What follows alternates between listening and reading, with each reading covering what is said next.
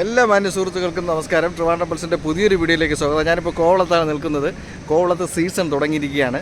ധാരാളം വിദേശികൾ കഴിഞ്ഞ വർഷത്തെക്കാളും കൂടുതൽ ഇപ്പോൾ എത്തിയിട്ടുണ്ടെന്നാണ് കണക്കുകൾ പറയുന്നത്. പൊതുവേ ഈ ചാനലിൽ നെഗറ്റീവായിട്ടുള്ള കാര്യങ്ങൾ പറയാറില്ല, പക്ഷേ ഇത് വളരെ അത്യാവശ്യമാണെന്ന് തോന്നി. നിരവധി ആവശ്യം വന്നതുകൊണ്ടാണ്. അതായത് അടിസ്ഥാന സൗകര്യ വികസനത്തിൽ വളരെ പിന്നിലാണ്.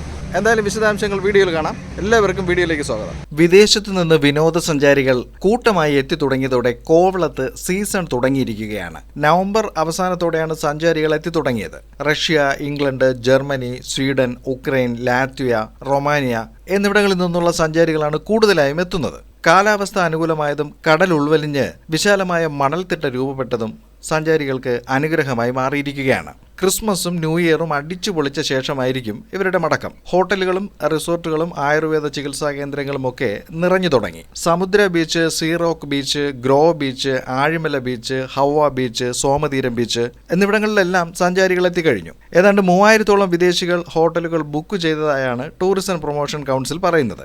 എന്നാൽ അടിസ്ഥാന സൗകര്യങ്ങളുടെ കാര്യത്തിൽ ഇപ്പോഴും പരിതാപകരമായ അവസ്ഥയാണ് കോവളത്തുള്ളത്. പൊതു ശൗചാലയം, മലിനജലം, തെരുവ് വിളക്കുകൾ കത്താത്തത്, കുടിവെള്ള ദൗർലഭ്യം ഇവയെല്ലാം ഇക്കുറിയും പരാതിയായി ഉയരുകയാണ്. കോവളം നേരിടുന്ന ഏറ്റവും വലിയ അടിസ്ഥാന സൗകര്യ പ്രശ്നം എന്ന് പറയുന്നത് ടോയ്ലറ്റുകളുടെ അഭാവം തന്നെയാണ്. കടലിൽ കുളിച്ചിട്ടൊന്ന് വസ്ത്രം മാറുവാനുള്ള സൗകര്യം വളരെ കുറവാണ്. ഇവിടുത്തെ നിരവധി ഷോപ്പുകളും പരിചയക്കാരോടും ഒക്കെ സംസാരിക്കുമ്പോൾ അവരെല്ലാവരും പറഞ്ഞത് നിങ്ങൾ ഈ വീഡിയോയിൽ ഈ ഒരു കാര്യം ചൂണ്ടിക്കാണിക്കണം എന്നാണ്. നവംബർ മുതൽ മാർച്ച് വരെയാണ് സീസൺ കാലാവധി. കോവിഡ് കഴിഞ്ഞ് കോവളം ഒന്ന് കരകയറി വരുന്ന സമയമാണ്. കേരളത്തിന്റെ തനത് നാടൻ ഭക്ഷണവും യൂറോപ്യൻ, ഇറ്റാലിയൻ ഭക്ഷണങ്ങളും എല്ലാം ഇവിടെ സുലഭമാണ്. പക്ഷെ പ്രാഥമിക ആവശ്യങ്ങൾക്കായി ഇവിടെ എത്തുന്നവർ ഹോട്ടലുകളെ സമീപിക്കേണ്ട അവസ്ഥയാണ്.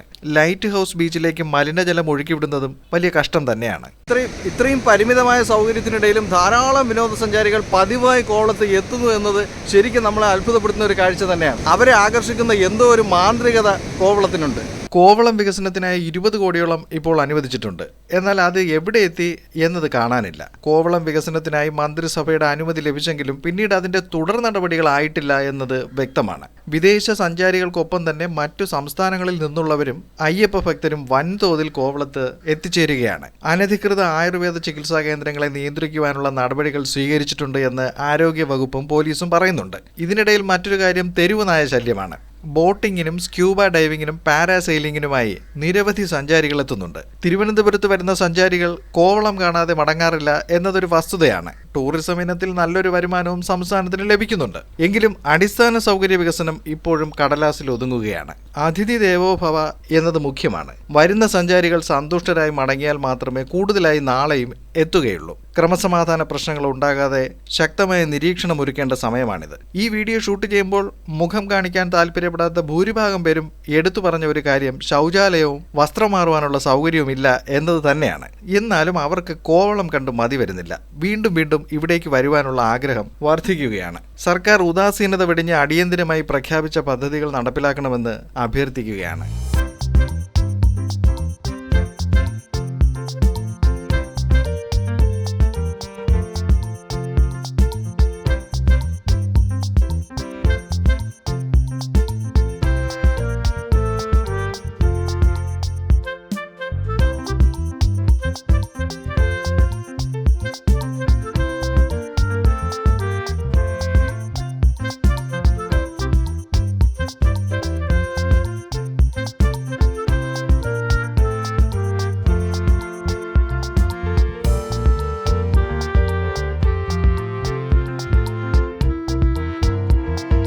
ഈ കാണുന്നത് ഒരു മനോഹരമായ അരുവി പോലെ തോന്നുമെങ്കിലും സത്യത്തിൽ ഇതൊരു ഓവുചാലാണ്.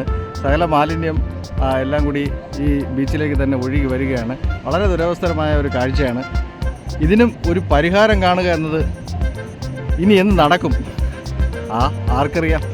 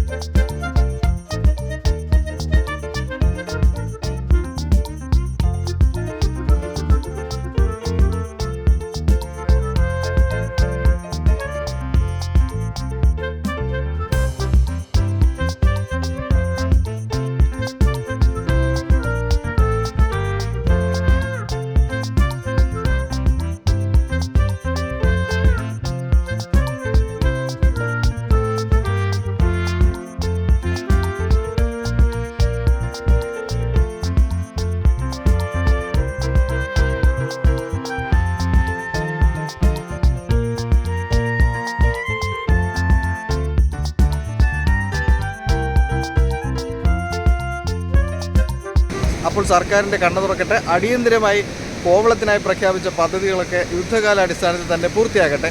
മറ്റൊരു വീഡിയോയിൽ തിരുവനന്തപുരത്ത് മറ്റൊരു വിശേഷ കാഴ്ചയുമായി വീണ്ടും കാണാം.